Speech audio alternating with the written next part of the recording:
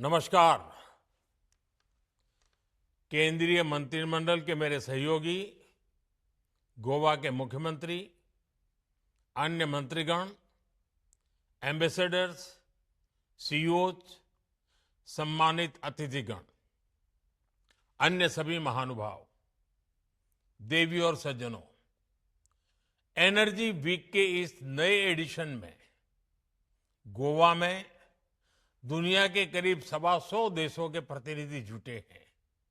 आप एक energy secure और सस्टेनेबल फ्यूचर पर चर्चा करने भारत आए हैं।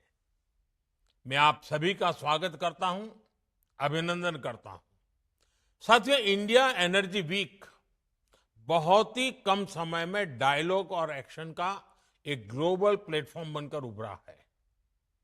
आज एनर्जी सेक्टर के लिए भारत बहुत बड़े अवसरों की धरती है।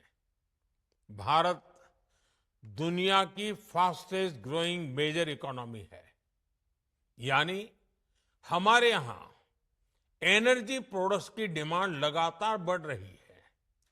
इसके अलावा भारत दुनिया की डिमांड पूरी करने के लिए भी बेहतरीन अवसर उपलब्ध करता है। आज हम दुनिया में पेट्रोलियम प्रोडक्ट्स के टॉप 5 एक्सपोर्टर्स में से एक हैं। दुनिया के 150 से ज्यादा देशों तक हमारी एक्सपोर्ट कवरेज है और भारत की ये क्षमता आपके बहुत काम आने वाली है। इसलिए एनर्जी वीक का ये प्लेटफॉर्म हमारी पार्टनरशिप को एक्सप्लोर करने का बहुत ही उत्तम स्थान है। मैं आप सभी को बहुत सारी शुभकामनाएं देता हूं। फ्रेंड्स, अपनी बात आगे बढ़ाने से पहले मैं एक बड़े डेवलपमेंट की चर्चा करना चाहूंगा। कल ही भारत और यूरोपियन यूनियन के बीच एक बहुत बड़ा एग्रीमेंट हुआ है। दुनिया में लोग इसकी चर्चा मदर ऑफ ऑल डील्स के रूप में कर रहे हैं। ये समझौता भारत के 140 करोड़ लोगों और यूरोपीय देशों के करोड़ों लोगों के लिए बहुत बड़े अवसर लेकर आया है। ये दुनिया की दो बड़ी इकोनॉमीज के बीच तालमेल का एक शानदार उदाहरण बना है। ये समझौता ग्लोबल जीडीपी के करीब 25% और ग्लोबल ट्रेड के करीब 1/3 हिस्से को रिप्रेजेंट करता है।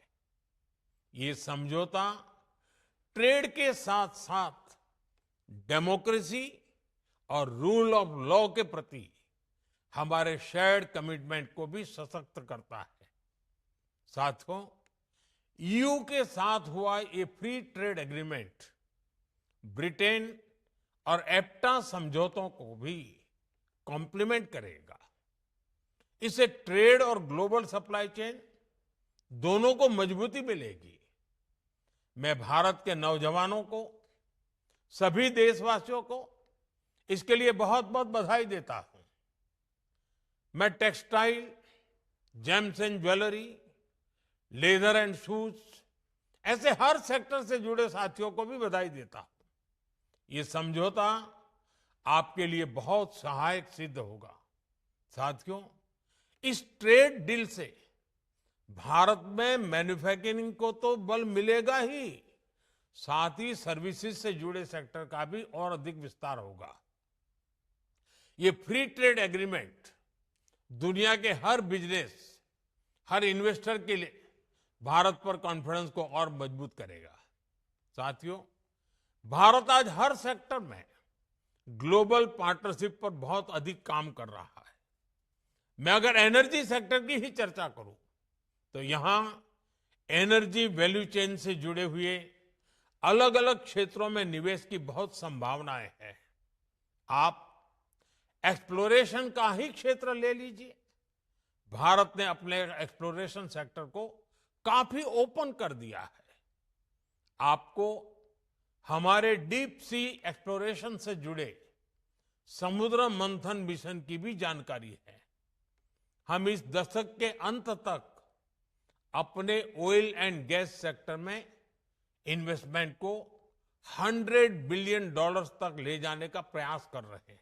हमारा लक्ष्य एक्सप्लोरेशन के दायरे को भी 1 मिलियन स्क्वायर किलोमीटर तक विस्तार करने का है। इसी सोच के साथ हमारे यहां 170 से अधिक ब्लॉक्स को अवार्ड किया जा चुका है। अंडमान निकोबार का बेसिन भी हमारी नेक्स्ट हाइड्रोकार्बन हब बन रहा है। साथियों, हमने एक्सप्लोरेशन सेक्टर में काफी रिफॉर्म्स भी किए हैं।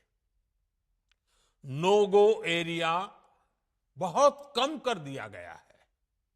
इंडिया एनर्जी वीक के पिछले एडिशंस में आपको भी जो भी सुझाव थे, आपने जो कुछ भी कहा, उनके अनुसार हमने अपने एक्ट्स और रूल्स में भी बदलाव किए हैं। यदि आप एक्सप्लोरेशन सेक्टर में इन्वेस्ट करते हैं तो आपकी कंपनी की प्रॉफिटेबिलिटी बढ़ना तय है। साथियों, भारत की एक और विशेषता है जो है एनर्जी सेक्टर में इन्वेस्टमेंट को बहुत फायदेमंद बनाता है। हमारे यहां बहुत बड़ी रिफाइनिंग कैपेसिटी मौजूद है। हम रिफाइनिंग कैपेसिटी के मामले में विश्व में दूसरे स्थान पर है। जल्द ही हम दुनिया में पहले नंबर पर होंगे। आज भारत की रिफाइनिंग कैपेसिटी करीब 260 MMTPA की है। इसे 300 MMTPA के ऊपर ले जाने के लिए निरंतर प्रयास हो रहा है। ये इन्वेस्टर्स के लिए बहुत बड़ा एडवांटेज है। साथियों, भारत में LNG की डिमांड भी निरंतर बढ़ रही है। हमने अपनी टोटल एनर्जी डिमांड का 15% LNG से पूरा करने का लक्ष्य रखा है। इसलिए हमें LNG के पूरे वैल्यू चेन पर काम करने की आवश्यकता है। आज भारत ट्रांसपोर्टेशन पर भी बहुत बड़े स्तर पर काम कर रहा है। LNG ट्रांसपोर्टेशन के लिए जिन वेसल्स की जरूरत है, हम उन्हें भारत में ही बनाने पर काम कर रहे हैं। हाल में ही भारत में शिप बिल्डिंग के लिए 70,000 करोड़ रुपए का प्रोग्राम शुरू किया गया है। साथ ही LNG के लिए देश के पोर्ट्स पर टर्मिनल के निर्माण में भी निवेश की अनेक संभावनाएं हैं। रीगैसिफिकेशन से जुड़े प्रोजेक्ट्स में भी आपके लिए इन्वेस्ट करने की बड़ी संभावनाएं बन रही है। साथियों, LNG के ट्रांसपोर्टेशन के लिए भारत में बहुत बड़ी पाइपलाइन की भी अब जरूरत है। बीते सालों में इस पर हमने बहुत निवेश किया है, लेकिन अभी भी बहुत बड़े पैमाने पर इन्वेस्टमेंट के लिए संभावनाएं हैं। आज भारत के कई शहरों में सिटी गैस डिस्ट्रीब्यूशन का नेटवर्क पहुंच चुका है और हम तेजी से अन्य शहरों में भी इससे जोड़ रहे हैं। सिटी गैस डिस्ट्रीब्यूशन भी आपके निवेश के लिए बहुत ही आकर्षक क्षेत्र है।